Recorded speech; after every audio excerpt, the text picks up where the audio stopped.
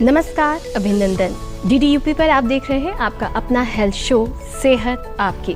Doctor Siddharth, हम पहले आपसे जानना चाहेंगे कि ख़ास तौर से हम देखते हैं कि जब इंसान जो है वो थोड़ा बुज़ुर्ग हो रहा होता है तब उन्हें जोड़ों की समस्या की जो है परेशानियां होती हैं। तो लेकिन आजकल हम देखते हैं कि ये यंग एज में भी इन परेशानियों का सामना लोग कर रहे हैं। तो ऐसी क्या चीज़ें हो गई कि आज हम देखते हैं कि कम उम्र में भी जोड़ों का दर्द या घुटनों का दर्द एक समस्या बना हुआ है। ऐसे अपनी लाइफ में आज के टाइम पे लोग कौन सी कॉमन मिस्टेक्स करते हैं, क्या ऐसी गलतियां हैं जिसकी वजह से ये दिक्कतें बढ़ रही हैं, या खान पान में क्या शामिल होना चाहिए?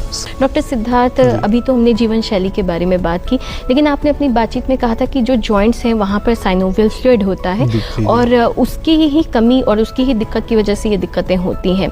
तो हमारा खान पान कैसा हो कि ये सारी परेशानियाँ हमारे सामने ना आए?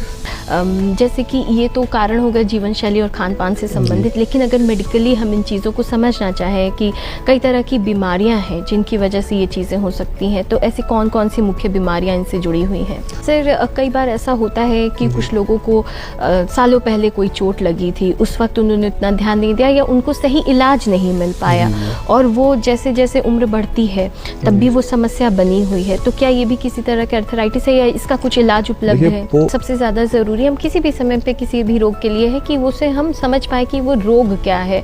तो क्या वर्तमान समय में इतने जो हाई टेक्निक्स आ गई हैं, तो किस तरह की जांचें उपलब्ध है या डायग्नोस्टिक टेक्निक्स क्या है? जैसे अभी हमने इनकी बातचीत सुनी और शुरुआत में भी एक कॉलर ने महिला किसी अपनी दीदी के बारे में पूछा, तो क्या ऐसा कुछ है कि महिलाओं को इससे जुड़ी हुई समस्या ज़्यादा होती है?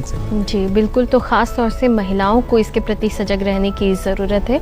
सिद्धार्थ जी, यहाँ पर एक और बात हम जानना चाहेंगे कि अभी तक हमने समस्याओं पर ज़्यादा बात की है, लेकिन समाधान निवारण की अगर हम बात करें तो अगर शुरुआती तौर पर घरेलू उपचार की बात करें तो उसमें क्या चीज़ें हैं, या क्या ऑयल एंड सप्लीमेंट्स ये जो मिलते हैं इनका किस तरह का सबसे ज़्यादा?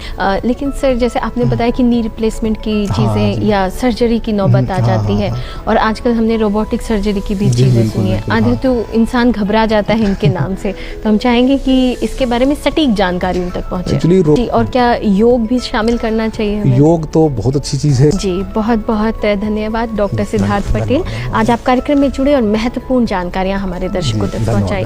जी, और दर्शकों, हम चलते चलते बस आपसे यही कहेंगे कि हमारी जीवन शैली में ज़रा सा अगर हम परिवर्तन ले आएँ तो वो हमारे स्वास्थ्य पर बड़ा प्रभाव डालती हैं। इसके साथ ही आज के अंक से हम आपसे ले रहे हैं अनुमति। नमस्कार।